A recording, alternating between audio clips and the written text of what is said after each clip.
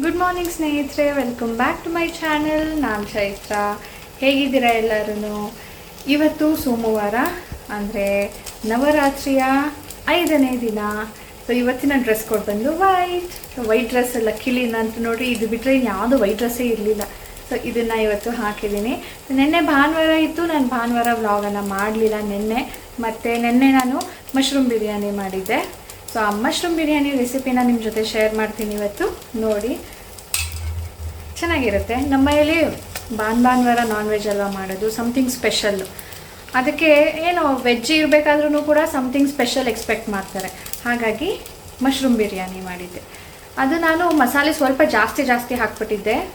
Veg ಬಿರಿಯಾನಿಗೆ ಅಷ್ಟೊಂದು ಬೇಕಾಗಿರೋದಿಲ್ಲ, ಸ್ವಲ್ಪ ಕಡಿಮೆ ಹಾಕ್ಕೊಳ್ಳಿ ಆಯಿತಾ. ಮತ್ತು ಈಗ ತಿಂಡಿ ಮಾಡ್ತಾಯಿದ್ದೀನಿ. ತಿಂಡಿಗೆ ಇವತ್ತು ಟೊಮ್ಯಾಟೊ ನೀರು ದೋಸೆ ಕೂಡ ಶೇರ್ ಮಾಡಿದ್ದೀನಿ, ಬಟ್ ಲಾಂಗ್ ಬ್ಯಾಕ್. ನಿಮಗೆ ನೆನಪಿದೆಯಾ? ಅದನ್ನು ಮಾಡಿದ್ದೀರಾ ಯಾವತ್ತಾದರೂ? ಕಮೆಂಟ್ ಮಾಡಿ. ಇಲ್ಲ ನಮ್ಗೆ ನೆನಪಿಲ್ಲ, ನೀವು ತೋರಿಸಿರೋದು ಕೂಡ ನಮಗೆ ವಿಡಿಯೋ ಸಿಗ್ತಾ ಇಲ್ಲ ಅಂದರೆ ನೆಕ್ಸ್ಟ್ ಮಾಡಿದಾಗ ಶೇರ್ ಮಾಡ್ತೀನಿ. ಕಮೆಂಟ್ ಮಾಡಿ ಹೇಳಿ, ಓಕೆ? ನಾನು ರೆಕಾರ್ಡ್ ಮಾಡಲಾ ಬೇಡವಾ ಅಂತ, ಆಯಿತಾ? ಮತ್ತು ಈಗ ರಾಜೇಶ್ ದೇವಸ್ಥಾನಕ್ಕೆ ಹೋಗಿದ್ದಾರೆ. ನಾನು ಕೂಡ ನಿನ್ನೆ ಭಾನುವಾರ ಇತ್ತಲ್ಲ, ಸೊ ನಿನ್ನೆ ಹೋಗಿ ಬಂದೆ. ನಾನು ಪಾರಾಯಣ ಮಾಡ್ತಾ ಇದ್ದೆ, ಅಷ್ಟೊತ್ತಿಗೆ ರಾಜೇಶ್ ನಾನು ಹೋಗಿ ಬರ್ತೀನಿ ಅಂದರು. ನಂದೇನಾದರೂ ಬೇಗ ಮುಗಿದಿದ್ರೆ ನಾನು ಹೋಗ್ಬೋದಿತ್ತು, ಬಟ್ ಅವರು ಹೋಗಿ ಬರ್ತೀನಿ ಅಂದರು. ರಾಜೇಶಕ್ಕೆ ಪಾಪ ತುಂಬ ಕೆಲಸ ಆಗಿಬಿಟ್ಟಿದೆ ಸ್ನೇಹಿತರೆ. ಸ್ಯಾಟರ್ಡೆ ಸಂಡೇ ಅಂತಲೂ ಇಲ್ಲ. ಯಾಕ್ರಿ ಇಷ್ಟೊಂದು ಕೆಲಸ ಆಗಿದೆ ಅಂದರೆ, ವರ್ಷದಲ್ಲಿ ಕೆಲವೊಂದು ಸಾರಿ ಈ ಥರ ಆಗುತ್ತೆ. ಇದು ಏನೋ ಓವರ್ಲ್ಯಾಪ್ ಆಗೋಯ್ತು. ಒಂದು ಸೈನ್ ಆಫ್ ಆಗಬೇಕಿತ್ತು, ಅದಾಗಿರಲಿಲ್ಲ. ಇನ್ನೂ ಒಂದು ಇದೆ, ಅದ್ರ ಜೊತೆ ಇದು ಕೂಡ ಬಂದುಬಿಟ್ಟಿದೆ. ಅದಕ್ಕೆ ಓವರ್ಲೋಡ್ ಅನ್ನಿಸ್ತಾ ಇದೆ. ರಜಾ ತೊಗೊಳಕ್ಕೂ ಆಗ್ತಾಯಿಲ್ಲ. ರಜಾ ತೊಗೊಳೋದೇನು, ರಜಾ ಇರೋ ದಿನಾನೇ ಅವರು ರಜಾ ಅಂದ್ಕೊಂಡು ಇರೋದಕ್ಕಾಗ್ತಾಯಿಲ್ಲ. ಎನಿವೇಸ್, ಕೆಲಸ ಇಂಪಾರ್ಟೆಂಟು, ಮಾಡಲೇಬೇಕು. ನಾನು ಇನ್ನೊಬ್ರನ್ನೇ ಯಾರಾದರೂ ತೊಗೊಳೋದಲ್ವಾ ಹೆಲ್ಪ್ಗೆ ಅಂದರೆ, ಇಲ್ಲ, ಇದು ಸರ್ಟೈನ್ ಪೀರಿಯಡ್ ಅಷ್ಟೇ, ಆಮೇಲೆ ಸರಿ ಹೋಗುತ್ತೆ. ಇಲ್ಲಿ ತಟ್ಟೆ. ಓಕೆ ಸ್ನೇಹಿತರೆ, ನಿನ್ನೆ ನಾನು ದೇವಸ್ಥಾನಕ್ಕೆ ಹೋದಾಗ ನನಗೆ ಒಬ್ಬರು ಸಬ್ಸ್ಕ್ರೈಬರ್ ಸಿಕ್ಕಿದ್ರು. ಅಲ್ಲಿ ಸೆಕೆಂಡ್ ಟೈಮ್ ಸಿಕ್ಕಿದ್ದು. ಖುಷಿ ಆಯಿತು ಅವ್ರು ಮಾತಾಡಿಸಿದ್ದು. ಅಷ್ಟು ಜನದ ಮಧ್ಯ ನೀವು ರೆಕಗ್ನೈಸ್ ಮಾಡಿ ಮಾತಾಡಿಸ್ತೀರಲ್ಲ, ತುಂಬ ಅಂದರೆ ತುಂಬಾ ಖುಷಿಯಾಗುತ್ತೆ. ಏನೋ ಒಂಥರ ಸಮಥಿಂಗ್ ಸ್ಪೆಷಲ್ ಅಂತ ಅನಿಸುತ್ತೆ. So thank you. ಆ್ಯಂಡ್ ನಿನ್ನೆ ರಶ್ ಇತ್ತು.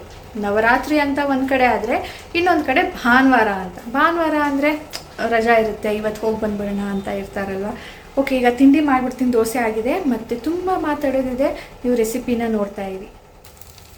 ನೋಡಿ, ಇದು ಟೊಮ್ಯಾಟೊ ನೀರು ದೋಸೆ ಅಥವಾ ಒಡ್ಚಿಲ್ಗೆ ಅಂತ ಹೇಳ್ತಾರೆ, ನಮ್ಮ ಅತ್ತೆ ರೆಸಿಪಿ ಇದು, ಆಯಿತಾ? ಅದಕ್ಕೆ ಸ್ವಲ್ಪ ಮಸಾಲೆ ಆ್ಯಡ್ ಮಾಡಿರೋದು ನಾನು.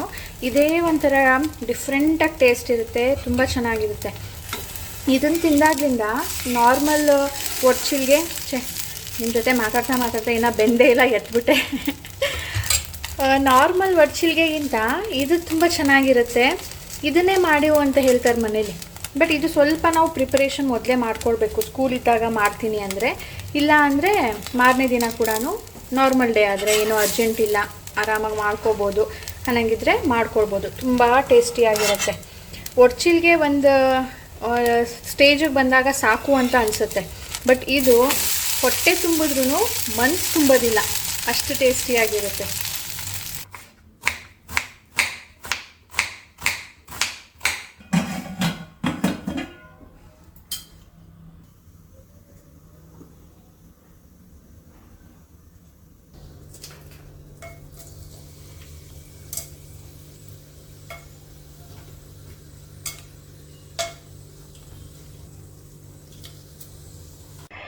ಇಷ್ಟೆಲ್ಲ ನಾನು ಒಗ್ಗರಣೆಗೆ ಹಾಕ್ತೆ ಅಲ್ವಾ, ಇದು ಹಾಕ್ತಾ ಇದ್ರೂ ನಡೆಯುತ್ತೆ. ಯಾಕಂದರೆ ನಾನು ಬಿರಿಯಾನಿ ಪೌಡರ್ ಯೂಸ್ ಮಾಡ್ತೀನಿ. ಬಿರಿಯಾನಿ ಪೌಡರ್ ಇಲ್ಲ ಅಂದಾಗ ನಾವು ಈ ಮಸಾಲೆನೆಲ್ಲ ಹಾಕಬೇಕಾಗುತ್ತೆ. ರುಬ್ಬಕ್ಕೆ ಸ್ವಲ್ಪ, ಒಗ್ಗರಣೆಗೆ ಸ್ವಲ್ಪ. ಇದು ಎರಡೂ ಹಾಕಿದ್ರೆ, ಲೈಕ್ ಇಲ್ಲಿ ನಾವು ಈ ಖಡಾ ಮಸಾಲ ಅಂತಾರೆ, ಅದೂ ಹಾಕಿ ಪೌಡರು ಹಾಕಿದ್ರೆ ಓವರ್ ಅನಿಸುತ್ತೆ. ಸೊ ಅದಕ್ಕೆ ನಾನು ಮಸಾಲೆ ಕಡಿಮೆ ಮಾಡಿ ಅಂದಿದ್ದು. ಈಗ ಅಲ್ಲಿ ಈರುಳ್ಳಿ ಹಾಕಿದ್ದೀನಲ್ಲ, ಅದು ಫ್ರೈ ಆಗೋ ತನಕ ಟೊಮ್ಯಾಟೊನ ಕಟ್ ಮಾಡ್ಕೊಳ್ತೀನಿ. ಟೊಮ್ಯಾಟೊ ಹಾಕೋ ಮುಂಚೆ ನಾನು ಎಲ್ಲ ಮಸಾಲೆಗಳು ಸೇರಿಸ್ತಾ ಇದ್ದೀನಿ. ಚಿಲ್ಲಿ ಪೌಡರ್, ಅರಿಶಿನದ ಪುಡಿ, ಬಿರಿಯಾನಿ ಮಸಾಲ, ಧನಿಯಾ ಪುಡಿ, ಪುದೀನ, ಜೊತೆಗೇನೆ ಟೊಮ್ಯಾಟೊ ಸೇರಿಸ್ತಾ ಇದ್ದೀನಿ. ಈ ಟೊಮ್ಯಾಟೊ ಈಗ ಸ್ವಲ್ಪ ಸಾಫ್ಟ್ ಆಗಬೇಕು, ಅಲ್ಲಿ ತನಕ ಇದನ್ನ ಮುಚ್ಚಿ ಹಾಗೇನೆ ಬೇಯಿಸ್ಕೊಳ್ತೀನಿ. ಜಿಂಜರ್ ಗಾರ್ಲಿಕ್ ಪೇಸ್ಟ್ ಹಾಕ್ತಾ ಇದ್ದೀನಿ. ನಾನು ಏನು ರುಬ್ಕೊಂಡಿಲ್ಲ, ಎಲ್ಲಾನು ಮಸಾಲೆ ರುಬ್ಬಿರೋದೇ ಹಾಕಿದ್ದೀನಲ್ವಾ, ಲೈಕ್ ಬಿರಿಯಾನಿ ಮಸಾಲೆ ಎಲ್ಲ, ಅದಕ್ಕೆ ಈಗ ಜಸ್ಟ್ ಪೇಸ್ಟ್ ಹಾಕ್ತಾ ಇದ್ದೀನಿ. ಮಶ್ರೂಮ್ಸು ದಪ್ಪ ಇದ್ರೆ ಮಾತ್ರನೇ ಕಟ್ ಮಾಡಿ, ಸಣ್ಣ ಸಣ್ಣಕ್ಕಿದ್ರೆ ಹಾಗೆ ಹಾಕ್ಬೋದು, ಅಥವಾ ಒಂದರಲ್ಲಿ 2 ಮಾಡಿ ಹಾಕ್ಬೋದು. ಮಶ್ರೂಮ್ ತುಂಬ ಕಡಿಮೆ ಇದೆ ಅನ್ನೋ ಹಾಗಿದ್ರೆ, ದಪ್ಪ ಇದ್ರೆ ಮಾತ್ರನೇ ಕಟ್ ಮಾಡಿ. ಏನಾಗುತ್ತೆ, ಅದು ನೀರು ಬಿಡುತ್ತಲ್ವಾ, ಆಗ ಶ್ರಿಂಕ್ ಆಗಿಬಿಡುತ್ತೆ. ಆಮೇಲೆ ಬೇರೆ ಬೇರೆ ಸಪ್ರೇಟ್ ಕಟ್ ಆಗೋ ಥರ ಆಗಿಬಿಟ್ಟು ಸಿಗೋದೇ ಇಲ್ಲ, ನೋಡೋದಕ್ಕೂ ಸಿಗೋದಿಲ್ಲ, ಆ ಥರ ಮಿಕ್ಸ್ ಆಗಿಬಿಡುತ್ತೆ ಅನ್ನೋ ಜೊತೆ. ಮಶ್ರೂಮು ವೆಜ್ಜಾ ನಾನ್ ವೆಜ್ಜಾ ಅಂತ ಕೆಲವೊಬ್ರು ಕೇಳ್ತಾರೆ. ಅಂದರೆ ಅದು ಫಸ್ಟ್ ಟೈಮ್ ಅವ್ರೇನಾದರೂ ತಿನ್ನಬೇಕು ಅಂದ್ಕೊಂಡಿರೋರು ಅಥವಾ ತಿಂದಿಲ್ಲದೆ ಇರೋರು. ಆದರೆ ಇದು ವೆಜಿಟೇರಿಯನ್ ಸ್ನೇಹಿತರೆ, it's plant based, not animal based. ನೋಡಿ, ಈಗ ಟೊಮ್ಯಾಟೊ ಸಾಫ್ಟ್ ಆಗಿದೆ, ಎಣ್ಣೆನೂ ಕೂಡ ಬಿಟ್ಟಿದೆ. ಇದಕ್ಕೆ ನಾನೀಗ ಮಶ್ರೂಮ್ ಸೇರಿಸ್ಬಿಟ್ಟು, ಇದು ನೀರು ಬಿಡುತ್ತಲ್ಲ, ಇದ್ರ ಜೊತೆನೇ ಅಕ್ಕಿ ಹಾಕ್ಬಿಟ್ಟು ಮಾಡಿದ್ರೆ ನಿಮಗೆ ನೀರು ಎಷ್ಟು ಹಾಕಬೇಕು ಅಂತ ಗೊತ್ತಾಗೋದಿಲ್ಲ. ಸೊ ಸ್ವಲ್ಪ ಹೊತ್ತು ಇದು ನೀರು ಬಿಟ್ಟು ಕಡಿಮೆ ಆಗೋ ತನಕ ಇದನ್ನು ಹೀಗೆ ಕುಕ್ ಮಾಡ್ಕೊಳ್ಬೇಕು. ಅಂದರೆ ಮಸಾಲೆ ಜೊತೆ ಮಿಕ್ಸ್ ಮಾಡಿ ಸಣ್ಣ ಉರಿ ಮಾಡಿ ಬಿಟ್ಟರೆ ಒಂದು 5 ನಿಮಿಷದಲ್ಲಿ ನೀರು ಬಿಡುತ್ತೆ. ಆಮೇಲೆ ನೀರು ಕಡಿಮೆ ಆದಮೇಲೆ ಅಕ್ಕಿ ನೀರು ಎಲ್ಲ ಸೇರಿಸಿದ್ರೆ ಒಳ್ಳೆಯದು. ಮಶ್ರೂಮು ಕಡಿಮೆ ಇದೆ, ಅಂದರೆ ನಾನು 2 ಪ್ಯಾಕೆಟ್ ಹಾಕಿದ್ದೀನಿ, ಆದರೂ ಕೂಡ ಅದು ಕಡಿಮೆನೇ ಅನಿಸುತ್ತೆ. ನಾನು 2 ಹೊತ್ತಿಗೆ ಮಾಡ್ತಾ ಇರೋದು, ಅದಕ್ಕೆ ಅದ್ರ ಜೊತೆ ಸ್ವಲ್ಪ ತರಕಾರಿಗಳನ್ನ ಸೇರಿಸ್ತಾ ಇದ್ದೀನಿ. ಜಾಸ್ತಿ ಇಲ್ಲ, 1 ಆಲೂಗೆಡ್ಡೆ, 1 ಚೂರು ಅಲ್ಲಿ ಕಟ್ ಮಾಡಿ ಇಟ್ಕೊಂಡಿದ್ದೀನಿ ನೋಡಿ ಬೀನ್ಸು, ಅದ್ರ ಜೊತೆ green piece, frozen green piece, ಅದು ಟೇಸ್ಟ್ ಚೆನ್ನಾಗಿರುತ್ತೆ. ಇದೆರಡು ಸ್ಕಿಪ್ ಮಾಡಿದ್ರು ಕೂಡ ಬಟಾಣಿ ಹಾಕಬೇಕು.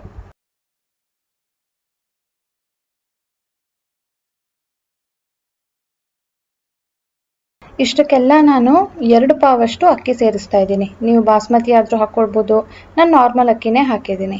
ಪಕ್ಕದಲ್ಲಿ ನೀರು ಬಿಸಿ ಆಗೋದಕ್ಕೆ ಇಟ್ಟಿದೆ, ಬೇಗ ಆಗುತ್ತಲ್ವಾ ಬಿಸಿ ನೀರು ಹಾಕಿದ್ರೆ ಅಂಥೇಳಿ. ಅಷ್ಟೇ, ಇದಕ್ಕೆ ಲಾಸ್ಟಲ್ಲಿ ಬೇಕಿದ್ರೆ ಇನ್ನೂ ಸ್ವಲ್ಪ ಕೊತ್ತಂಬರಿ ಸೊಪ್ಪು, ಪುದೀನಾನ ಸೇರಿಸ್ಬೋದು. ಮಶ್ರೂಮ್ ಬಿರಿಯಾನಿ ತುಂಬ ಚೆನ್ನಾಗಿರುತ್ತೆ. ಕೊನೆಯಲ್ಲಿ ನಿಂಬೆಹಣ್ಣು ಹುಳಿ ಹಾಕ್ತಾ ಇದ್ದೀನಿ. ಸ್ನೇಹಿತರೆ, ಈಗ ರಾಜೇಶ್ಗೆ ಸ್ವಲ್ಪ ಕೈ ನೋವ್ತಾ ಇದೆ ಅಂತ. ಎಲ್ಲಿ ಜಾನು ಎಕ್ಸಾಕ್ಟ್? ಆ ಪೋರ್ಷನ್. ಸೊ ಅಲ್ಲಿಗೆ ಈ ಟೆನ್ಸ್ ಮಸಾಜರ್ ಅಗಾರೋ ಅವ್ರದ್ದು ನನಗೆ ಹೊಸದಾಗಿ ರಿಸೀವ್ ಆಗಿತ್ತಲ್ಲ, ಅದನ್ನು ನಿಮಗೆ ರಿವ್ಯೂ ಕೂಡ ಮಾಡಿದ್ದೆ. ಇದು ಫಿಸಿಯೋಥೆರಪಿ ತಗೊಳ್ತಾರಲ್ವಾ, ಅವ್ರಿಗೆ ಯೂಸ್ ಆಗುವಂಥ ಪ್ರಾಡಕ್ಟ್. ಡಾಕ್ಟರ್ ಸಜೆಸ್ಟ್ ಮಾಡಿರ್ತಾರೆ, ಈ ಥರ ಫಿಸಿಯೋಥೆರಪಿ ನೀವು ತಗೊಳ್ಳಿ ಅಂತ ಹೇಳ್ಬಿಟ್ಟು ಆನ್ ರೆಗ್ಯುಲರ್ ಬೇಸಿಸ್. ಅಂಥವರು ಎವ್ರಿ ಟೈಮ್ ಡಾಕ್ಟರ್ಗೆ ವಿಸಿಟ್ ಮಾಡೋಕ್ಕಾಗೋದಿಲ್ಲ ಅಂದರೆ ಅವ್ರನ್ನ ಕನ್ಸಲ್ಟ್ ಮಾಡಿ ಅವರ ಗೈಡೆನ್ಸಲ್ಲಿ ನೀವು ಈ ಮಸಾಜರ್ನ ತೊಗೊಂಡಿಟ್ಕೊಂಡ್ರೆ ನಿಮಗೆ ಯೂಸ್ ಆಗುತ್ತೆ. ಮನೇಲೇ ಇದ್ದು ನೀವು ಈ ಥರ ಬೆನಿಫಿಟನ್ನು ತೊಗೊಳ್ಬೋದು. ಬಟ್ ಇದನ್ನು ಡಾಕ್ಟರ್ನ ಕನ್ಸಲ್ಟ್ ಮಾಡದೆ ಅವರ ಗೈಡೆನ್ಸ್ ಇಲ್ಲದೆ ನೀವು ಯೂಸ್ ಮಾಡೋ ಹಾಗಿಲ್ಲ. ಸೊ ಲಿಂಕು ಇದ್ರದ್ದು ಡಿಸ್ಕ್ರಿಪ್ಷನಲ್ಲಿರುತ್ತೆ, ನೀವು ಇಂಟ್ರೆಸ್ಟ್ ಇರೋರು ಚೆಕ್ ಮಾಡಿ. ಅಂದರೆ ಯಾರು ಆಲ್ರೆಡಿ ಫಿಸಿಯೋಥೆರಪಿ ತೊಗೊಳ್ತಾ ಇರ್ತೀರೋ ಅವರು ಬೇಕಿದ್ರೆ ಇದನ್ನು ನೋಡ್ಬೋದು ಒಂದ್ಸಾರಿ.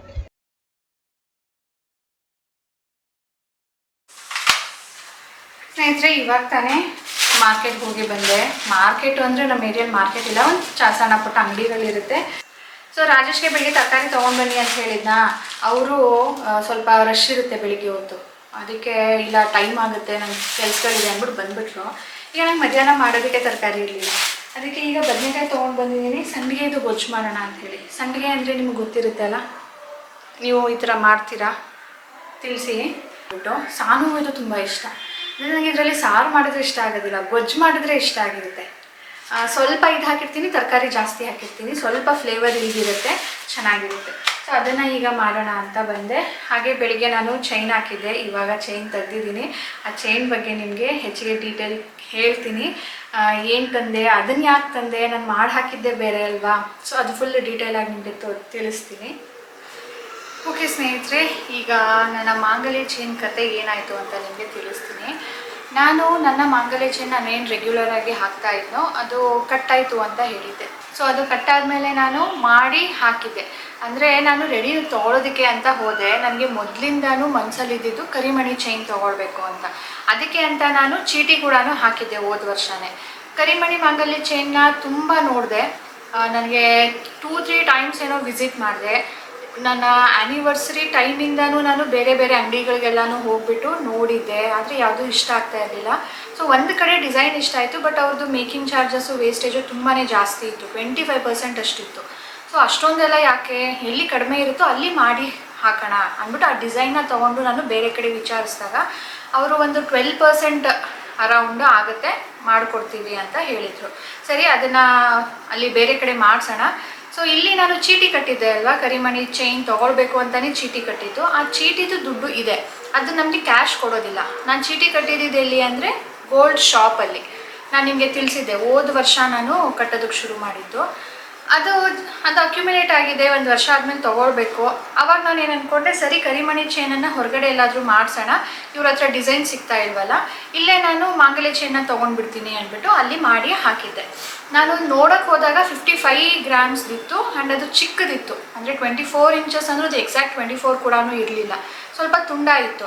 ಅದಕ್ಕೆ ನನಗೆ ಇದು ಇಷ್ಟು ತುಂಡ ಆಗೋದಿಲ್ಲ, ನನಗೆ ನಾನು ಸ್ವಲ್ಪ ಹೈಟ್ ಇರೋದ್ರಿಂದ ನನಗೆ ಸ್ವಲ್ಪ ಜಾಸ್ತಿನೇ ಬೇಕು, 26 ಇಂಚಸ್ದು ಮಾಡಿ ಹಾಕ್ತೀನಿ ಅಂದ್ಬಿಟ್ಟು 50 ಗ್ರಾಮ್ಸಲ್ಲೋ ಏನೋ 45 ಅನಿಸುತ್ತೆ, 45ಗೆ ಮಾಡಿಕೊಡಿ ಅಂತ ಹೇಳಿದ್ದೆ ನಾನು. ಸರಿನಾ, ಅವ್ರಿಗೆ ಡಿಸೈನ್ ತೋರಿಸಿ ಆರ್ಡ್ರ್ ಕೊಟ್ಟು ಏನು ಚೀಟಿ ಅಮೌಂಟ್ ಇತ್ತು ಅದನ್ನು ಅದಕ್ಕೆ ಅಡ್ವಾನ್ಸ್ ಅಂತ ತೊಗೊಂಡಿದ್ರು. ನಾವು ಎಕ್ಸ್ಟ್ರಾ ಏನು ಕಟ್ಟೋದಕ್ಕೆ ಹೋಗಲಿಲ್ಲ. ಸರಿನಾ, ಅದು ಅವರು 40 ಡೇಸ್ ಟೈಮ್ ತೊಗೊಂಡಿದ್ರು. ಆಮೇಲೆ 40 ಡೇಸ್ ಆದರೂ ಅವರಿಂದ ಕಾಲೇ ಬಂದಿಲ್ಲ. ಆಮೇಲೆ ನಾನೇ ಕಾಲ್ ಮಾಡಿ ಕೇಳಿದಾಗ 1-2 ಡೇಸ್ ಬಿಟ್ಟು ಸರಿ ಬಂದಿದೆ ತೊಗೊಂಡು ಹೋಗಿ ಅಂದರು. ಅಷ್ಟೊತ್ತಿಗೆ ಪಕ್ಷದ ತಿಂಗಳು ಶುರು ಆಗುತ್ತಾ ಇದೆ ಅಂದ್ಬಿಟ್ಟು ನಾನು ತೊಗೊಳೋದಕ್ಕೆ ಹೋಗಿರಲಿಲ್ಲ. ಈಗ ನವರಾತ್ರಿಯಲ್ಲಿ ತೊಗೊಳ್ಳೋಣ ಅಂದ್ಬಿಟ್ಟು ಇವಾಗ ಹೋಗಿ ನೋಡಿದ್ರೆ ಡಿಸೈನು ಎಂಟೈರ್ಲಿ ಚೇಂಜ್. ನಾನು ಹೇಳಿದ್ದು ತೋರಿಸಿದ್ದು ಚೈನೇ ಬೇರೆ, ಅವರು ಯಾವುದೋ ಬೇರೆ ಚೈನನ್ನು ಫೋಟೋ ತೊಗೊಂಡು ಅದರ ನಂಬರ್ನ ಬರ್ಕೊಂಡು ಆ ಡಿಸೈನ್ಗೆ ಚೈನ್ ಮಾಡಿಬಿಟ್ಟಿದ್ದಾರೆ. ಸೊ ನಾನು ನಿಮಗೆ ತೋರಿಸ್ತೀನಿ ನೋಡಿ ಯಾವ ಥರ ಇದೆ ಅದು ಅಂದ್ಬಿಟ್ಟು. ನಾನು ಆರ್ಡ್ರ್ ಕೊಟ್ಟಿದ್ದು ನೋಡಿದ್ದೀರಾ, ಬಟ್ ಅದನ್ನು ಕೂಡ ಶೇರ್ ಮಾಡ್ತೀನಿ ನೋಡಿ. ಇವಾಗ ಅವ್ರು ಮಾಡಿರೋ ಡಿಸೈನು ಎಂಟೈರ್ಲಿ ಚೇಂಜ್ ಇತ್ತು. ಆಮೇಲೆ ಅಂದರು ಅವರು, ನೀವು ಕೆಳಗಡೆ ಒಂದು ಸಾರಿ ಹೋಗಿ ನೋಡಿ, ಅಂದರೆ ಆರ್ಡರ್ ಸೆಕ್ಷನ್ ಬೇರೆ ಇರುತ್ತೆ, ಡಿಸೈನ್ಗಳು ಬೇರೆ ಇರುತ್ತೆ, ಅಲ್ಲಿ ಹೋಗಿ ನೋಡಿ, ನಿಮ್ಗೆ ಯಾವ್ದಾದ್ರು ಇಷ್ಟ ಆದರೆ ಅದನ್ನು ತೊಗೊಳ್ಳಿ, ಇದೇ ಆರ್ಡ್ರ್ ಅಗೇನ್ಸ್ಟ್ ನಾನು ನಿಮಗೆ ಅದನ್ನು ಕೊಡ್ತೀನಿ ಅಂತ. ಅಲ್ಲಿ ನನಗೆ ಹೋದ ತಕ್ಷಣವೇ ಕರಿಮಣಿ ಚೈನ್ ತುಂಬ ದಿನದಿಂದ ಮನಸ್ಸಲ್ಲಿ ಇತ್ತಲ್ಲ, ಅದನ್ನು ಮೊದಲು ನೋಡೋಣ ಏನಾದರೂ ಡಿಸೈನ್ ಇದೆಯಾ ಅಂತ ನೋಡಿದೆ, ಅಲ್ಲಿ ಇಷ್ಟ ಆಗೋಯ್ತು. ಸೊ ನಾನು ಮಾಡಿ ಹಾಕಿದ್ದು 45 ಗ್ರಾಮ್ಸ್ದು, ಇದು 31 ಗ್ರಾಮ್ಸ್ದಿದೆ. ಸೊ ನಾನು ನಿಮಗೆ ತೋರಿಸ್ತೀನಿ. ಬೀಡ್ಸ್ ಎಲ್ಲ ಸೇರಿ 37 ಗ್ರಾಮ್ಸ್ ಬರುತ್ತೆ, 38 ಗ್ರಾಮ್ಸ್ ಬರುತ್ತೆ. ಅದು 6 to 7 ಗ್ರಾಮ್ಸ್ ಏನೋ ಬೀಡ್ಸ್ ಹೋಗುತ್ತೆ, ಬಾಕಿದು ಚಿನ್ನ 31 ಗ್ರಾಮ್ಸ್ ಇದೆ. ಸರಿ, ನನಗೆ ಇಷ್ಟ ಆಯಿತು, ಬೇರೆ ಕಡೆ ಮಾಡಿಸಿ ಹಾಕೋದಕ್ಕಿಂತ ಇಲ್ಲಿ ಇಷ್ಟ ಆಯ್ತಲ್ಲ ತೊಗೊಂಡ್ಬಿಡೋಣ. ಈಗ ಒಂದು ಸಾರಿ ಎಕ್ಸ್ಪೀರಿಯೆನ್ಸ್ ಆಯಿತು, ನಾನು ಮಾಡಿ ಹಾಕಿದ್ದೀನಿ, ಅವರು ಡಿಸೈನೇ ಚೇಂಜ್ ಮಾಡಿಬಿಟ್ರು. ಬೇರೆ ಕಡೆಯೂ ಆ ಥರ ಡಿಸೈನ್ ಚೇಂಜ್ ಮಾಡಿಬಿಟ್ರೆ ಏನು ಮಾಡೋದು? ಅದಕ್ಕೆ ನಮ್ಮ ಕಣ್ಮುಂದೆ ಏನಿದೆಯೋ ಅದನ್ನು ತೊಗೊಂಡ್ಬಿಡೋಣಪ್ಪ, ಮಾಡಿ ಹಾಕ್ಸೋದೆಲ್ಲ ತಲೆನೋವು ಬೇಡ ಅಂದ್ಬಿಟ್ಟು ಅದನ್ನು ನಾನು ತೊಗೊಂಡ್ಬಿಟ್ಟೆ. ಸೊ ನನ್ನ ಮಾಂಗಲ್ಯ ಚೈನ್ ಕತೆ ಇಷ್ಟ ಆಯಿತು. ನಾನು ಹಾಕ್ಸಿದ್ದು ಮಾಂಗಲ್ಯ ಚೈನು, ಮಾಡಿ ಹಾಕಿದ್ದು, ತೊಗೊಂಡು ಬಂದಿದ್ದು ಕರಿಮಣಿ ಚೈನು. ಅವ್ರು ತೊಗೊಳ್ಬೇಕಾದ್ರೂ ಕೂಡ ಹೇಳಿದರು, ಮೇಡಮ್ ಇದು ಫ್ಯಾನ್ಸಿ ಚೈನು, ನೀವು ಡೈಲಿ ಯೂಸ್ ಮಾಡೋಕ್ಕಾಗೋದಿಲ್ಲ, ನೀವು ಮಾಂಗಲ್ಯ ಚೈನ್ ಮಾಡಿಸಿ ಹಾಕಿದ್ರಲ್ಲ, ನಿಮ್ಗೆ ಯಾವುದೂ ಇಷ್ಟ ಆಗಲಿಲ್ಲ ಅಂದರೆ ನಾನು ನಿಮಗೆ ಅದನ್ನೇ ಬೇಕಿದ್ರೆ ಮಾಡಿಸ್ಕೊಡ್ತೀನಿ, ಇನ್ನೂ ಒಂದು 40 ದಿನ ಬೇಕಾಗುತ್ತೆ ಅಂದರು. ನಮಗೆ ಅದು ತುಂಬ ದಿನದಿಂದ ಮನಸ್ಸಲ್ಲಿ ಇತ್ತಲ್ಲ, ಇಷ್ಟ ಆಯ್ತಲ್ಲ ಡಿಸೈನು, ತೊಗೊಂಡ್ಬಿಡೋಣ ಅಂತ ಹೇಳಿಬಿಟ್ಟು ಈಗ ಇದನ್ನು ತೊಗೊಂಡು ಬಂದಿದ್ದೀನಿ. ಸೊ ಇದು ಅವತ್ತು ಕೂಡ ನೋಡಿದ್ದೀರಾ, ನಾನು ನಿಮಗೆ ಕೇಳಿದ್ದೆ ಇದರಲ್ಲಿ ಯಾವ್ದು ಇಷ್ಟ ಆಯಿತು ನಿಮಗೆ ಅಂತ ಹೇಳಿಬಿಟ್ಟು. ಸೊ ಇದಕ್ಕೇ ಮಾಂಗಲ್ಯ ಕೂಡ ಹಾಕ್ಸಿದ್ದೀನಿ. ಸದ್ಯಕ್ಕೀಗ ಎಲ್ಲೇ ಹೋದ್ರೂ ಇದನ್ನೇ ಹಾಕೋದು ಅಂತ ಹೇಳಿಬಿಟ್ಟು, ಹಿಂಗಿದ್ರು ದಿನ ಹಾಕೊಳ್ಳೋದಕ್ಕೆ ಇದು ಸ್ಮಾಲ್ ಇದೆ, ಎಲ್ಲಾದರೂ ಹೊರಗಡೆ ಹೋಗ್ಬೇಕಾದ್ರೆ ಇದನ್ನು ಹಾಕೋಣ, ಹಬ್ಬ ಹರಿದಿನಗಳಲ್ಲಿ ಇದನ್ನು ಹಾಕೋಣ ಅಂತ. ಬೆಳಿಗ್ಗೆ ಪೂಜೆ ಮಾಡಿದ್ನಲ್ಲ ಆವಾಗ ಇದನ್ನು ಹಾಕ್ಕೊಂಡಿದ್ದೆ. ತಂದಿದ್ದ ದಿನ ದೇವ್ರ ಮನೇಲಿ ಇಟ್ಟಿದ್ದು ಇವತ್ತೇ ತೆಗಿತಾ ಇರೋದು ನಾನು. ಸೊ ಅವತ್ತು ನೆನ್ನೆನೂ ಅದಕ್ಕೆ ನಾನು ಬ್ಲಾಗ್ ಏನು ಮಾಡೋಕ್ಕೆ ಹೋಗಲಿಲ್ಲ, ತೋರ್ಸೋದಕ್ಕೆ ಆಗೋದಿಲ್ಲ ಅಂತ ಹೇಳಿಬಿಟ್ಟು. ಸೊ ಇದು ಡೀಟೇಲಾಗಿ ಹೇಳ್ಬೇಕಂದ್ರೆ 31 ಗ್ರಾಮ್ಸು ಚಿನ್ನ ಇದೆ. ವೇಸ್ಟೇಜ್ ಇದ್ರ ಮೇಲೆ 11% ಆಯಿತು. ಎಲ್ಲ ಟೋಟಲ್ ಆದಮೇಲೆ ಟ್ಯಾಕ್ಸು 3%. ಈಗ ನಾನು ಇದನ್ನು ಆರ್ಡ್ರ್ ಕೊಟ್ಟಿದ್ದ ದಿನ ಅಂದರೆ ಜುಲೈಯಲ್ಲಿ ಆರ್ಡ್ರ್ ಕೊಟ್ಟಾಗ 6325 ರುಪೀಸ್ ಇತ್ತು ಗೋಲ್ಡ್. ಇವತ್ತು ಅಂದರೆ ಮೊನ್ನೆ ಹೋದಾಗ ನಾನು 7100 ಸಮಥಿಂಗ್ ಏನೋ ಇತ್ತು, ಅಥವಾ 120 7100 ಅಂತಲೇ ಇಟ್ಕೊಳ್ಳಿ. 2-3 ತಿಂಗಳಲ್ಲಿ ಜುಲೈ ಎಂಡಲ್ಲಿ ಹೋಗಿದ್ದು ನಾನು, ಆಗಸ್ಟ್ ಸೆಪ್ಟೆಂಬರ್ ಅಕ್ಟೋಬರ್ ಫಸ್ಟ್ ವೀಕಲ್ಲಿ 2.5 ಮಂತ್ಸಲ್ಲಿ ನೋಡಿ 1000 ರೂಪಾಯಿ ಆಲ್ಮೋಸ್ಟ್ ಡಿಫ್ರೆನ್ಸ್ ಆಗಿರೋದು. ಏನು ಗೋಲ್ಡ್ ರೇಟ್ ಹೀಗೆ ಹೋಗ್ತಾ ಇದೆಯೋ ಗೊತ್ತಿಲ್ಲ. ಸರಿ, ಇದು ಆ ರೇಟಲ್ಲಿ ನೋಡಿದ್ರೆ 1,96,000 ಈ ಗೋಲ್ಡ್ಗೆ ಆಗುತ್ತೆ ಆಯಿತಾ. ಇದ್ರ ಮೇಲೆ ಒಂದು 11% ವೇಸ್ಟೇಜ್ ಅಂದರೆ ಆಲ್ಮೋಸ್ಟ್ 22,000 ಅರೌಂಡು ವೇಸ್ಟೇಜ್ ಬರುತ್ತೆ. ಸೊ ಇದೆರಡು ಟೋಟಲ್ ಮಾಡಿಬಿಟ್ಟು ನಿಮಗೆ 6,000 ಟ್ಯಾಕ್ಸ್ ಬರುತ್ತೆ. ಸೊ 2.25 ಲಕ್ಷ ಆಗುತ್ತೆ ಇದಕ್ಕೆ ಈಗ. ಸೊ ಈ ಥರ ಹೇಳಬೇಕಂದ್ರೆ ನಾನು ಚೀಟಿ ಕಟ್ಟಿದ್ನಲ್ಲ ಅಂಥೇಳಿ ನನಗೆ ವೇಸ್ಟೇಜಲ್ಲಿ 50% ಡಿಸ್ಕೌಂಟ್ ಸಿಕ್ತು. ನನಗೆ ಅವತ್ತು ಎರಡು ಮನಸ್ಸು, ಇದು ನೋಡಿದ ತಕ್ಷಣ ಇಷ್ಟ ಆಯಿತಾ ತೊಗೊಂಡ್ಬಿಟ್ಟೆ. ಆಮೇಲೆ ಅನ್ನಿಸ್ತು ನಾನು 45 ಗ್ರಾಮ್ಗೆ ನಾನು ಮಾಡಿ ಹಾಕ್ತಿದ್ದು. ಆ್ಯಂಡ್ ಅವತ್ತಿನ ದಿನ ರೇಟ್ ಕೂಡ 6,300 ಇತ್ತು. ಈಗ ನೆಕ್ಸ್ಟ್ ನಾನೇನಾದರೂ ನನ್ನ ಮಂಗಲ ಚೈನ್ ಮಾಡಿಸೋದಕ್ಕೆ ಹೋದರೆ 7,100 ಕೊಡಬೇಕಲ್ಲ ಅಂತ ಇದು ಬಿಲ್ಲಿಂಗ್ ಆದಮೇಲೆ ಅನ್ನಿಸ್ತು ನನಗೆ. ಆವಾಗ ಸ್ವಲ್ಪ ನಾನು ಏನೂ ಯೋಚನೆ ಮಾಡಲಿಲ್ಲ, ಹಾಗೆ ತೊಗೊಂಡ್ಬಿಟ್ನಲ್ಲ, ಹರಿಬರಿಯಲ್ಲಿ ಏನಾದರೂ ತೊಗೊಂಡ, ಅರ್ಜೆಂಟ್ ಡೆಸಿಷನ್ ಮಾಡಿದ್ನಾ ಅಂತ ನನಗೆ ಆವಾಗ ಬೇಜಾರಾಗಕ್ಕೆ ಶುರುವಾಯಿತು. ಅದಕ್ಕೆ ರಾಜೇಶ್ ಮನೆಗೆ ಬಂದಮೇಲೆ ಹೇಳಿದ್ದು, ಏನೋ ಮಾಡೋದಕ್ಕೆ ಹೋಗಿದ್ವಿ, ಏನೋ ಆಯಿತು, ಆಗೋದೆಲ್ಲ ಒಳ್ಳೆಯದಕ್ಕೆ ಅಂತ ಅಂದ್ಕೊಳ್ಳೋಣ, ಜಾಸ್ತಿ ಯೋಚನೆ ಮಾಡೋದು ಬೇಡ, ಮುಂದೆ ನೋಡೋಣ ಬಿಡು, ಜಾಸ್ತಿ ಕೊಟ್ಟು ನಾವು ಮಾಡಿಸ್ಬೇಕಾಗತ್ತೆ ಮುಂದೆ. ಸೊ ಅಷ್ಟೆಲ್ಲ ಇದೆ. ಅದು ನಾನು ಮುಂದಿನ ವರ್ಷನೇ ಮಾಡ್ಸೋದಕ್ಕಾಗೋದು, ಈ ವರ್ಷ ಅಂತೂ ಈಗ ಇದಕ್ಕೇ ಬಜೆಟ್ ಆಯಿತು. ಸೊ ಇಷ್ಟ ಆಯಿತು ಸ್ನೇಹಿತರೆ. ನಾನು ನಿಮಗೆ ಡೀಟೇಲ್ ಕೂಡ ಹೇಳಿದ್ದೀನಿ, ಇದು ಎಷ್ಟು ಗ್ರಾಮ್ ಇದೆ ಅಂತಲೂ ಹೇಳಿದ್ದೀನಿ, ಯಾವ ಅಂಗಡಿಯಲ್ಲಿ ತೊಗೊಂಡಿದ್ದು ಅಂತ ನಿಮಗೆಲ್ಲರಿಗೂ ಗೊತ್ತಾಗಿದೆ. ಓಕೆ ಸ್ನೇಹಿತರೆ, ಈಗ ಟೈಮ್ ಆಗ್ತಾ ಇದೆ, ಸಾನುಗೆ ಹೋಗಿ ಕರ್ಕೊಂಡು ಬರಬೇಕು. ಗೊಜ್ಜು ಕೂಡ ರೆಡಿ ಆಯಿತು, ಅನ್ನ ಮಾಡಬೇಕು ಮರ್ತೋಯ್ತು. ಸೊ ಅನ್ನ ಮಾಡಿಬಿಟ್ಟು ಸಾನುಗೆ ಕರ್ಕೊಂಡು ಬರ್ತೀನಿ. ಸೊ ಇದು ನಿಮಗೆ ಹತ್ತಿರದಿಂದ ತೋರಿಸ್ತಾ ಇದ್ದೀನಿ ಇವಾಗ ತೊಗೊಂಡಿರೋದು ಡಿಸೈನ್ ಹೇಗಿದೆ ಅಂತ ಹೇಳ್ಬಿಟ್ಟು. ಇದು ಫುಲ್ಲು ಜಾಯಿಂಟ್ಸೇನೆ, ಇದು ಬರೀ ಫ್ಯಾನ್ಸಿನೇ. ಒಂದು ಸಾರಿ ಏನಾದರೂ ಕಟ್ಟಾದರೆ ಅದು ಮತ್ತೆ ಮಾಡಿಸೋದಕ್ಕೆ ಕಷ್ಟ. ಸೊ ತುಂಬ ಡೆಲಿಕೇಟಾಗಿ ಯೂಸ್ ಮಾಡಬೇಕು. ಸೊ ಹಾಕಬೇಕು, ತೆಗಿಬೇಕು, ಮತ್ತು ಎತ್ತಿಡಬೇಕು. ಹಾಕೊಂಡು ಮಲ್ಕೊಳ್ಳೋದು, ಎಳೆದಾಡೋದು, ಸ್ನಾನ ಮಾಡೋದು ಆ ಥರ ಎಲ್ಲ ಮಾಡೋದಕ್ಕೆ ಹೋದರೆ ಇದು ತುಂಬ ಬೇಗ ಕಟ್ಟಾಗೋ ಚಾನ್ಸಸ್ ಇರುತ್ತೆ.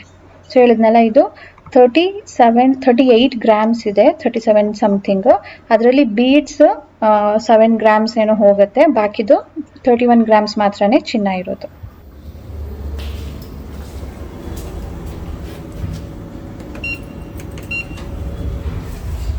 ಸ್ಕೂಲಿಂದ ಬರಬೇಕಾದ್ರೆ ಸಾನುಗೆ ಒಂದು ಡಾಲ್ ಹೌಸಿಗೆ ಕರ್ಕೊಂಡು ಬಂದಿದ್ದೀನಿ. ಡಾಲ್ ಹೌಸ್ ಅಲ್ಲ, ಡಾಲ್ ಸ್ಟೋರ್. ಫುಲ್ ಬಾರ್ಬಿದೇ ಇದೆ ನೋಡಿ. ಸೊ ಬಾರ್ಬಿದು ಒಂದು ಡಾಲ್ ಬೇಕಿತ್ತಂತೆ ಸಾನುಗೆ. ಯಾಕೆ ಇವಾಗ ತೆಗೆಸ್ಕೊಡ್ತಾ ಇರೋದು ರೀಸನ್ ಇದೆ, ಅದನ್ನು ನಾನು ನಿಮಗೆ ನೆಕ್ಸ್ಟ್ ವ್ಲಾಗಲ್ಲಿ ತಿಳಿಸ್ತೀನಿ. ಸೊ ಸಿಗೋಣ ಮುಂದಿನ ವಿಡಿಯೋಲಿ ಸ್ನೇಹಿತರೆ. ಬಾಯ್ ಬಾಯ್, ಟೇಕ್ ಕೇರ್. ಪ್ಲೀಸ್ ಲೈಕ್, ಇಷ್ಟ ಆಗಿದ್ರೆ ಶೇರ್, ಆ್ಯಂಡ್ ವಿದೌಟ್ ಸಬ್ಸ್ಕ್ರೈಬಿಂಗ್ ನೋಡ್ತಾ ಇದ್ರೆ ಪ್ಲೀಸ್ ಸಬ್ಸ್ಕ್ರೈಬ್ ಮಾಡ್ಕೊಳ್ಳಿ. ಬಾಯ್ ಬಾಯ್.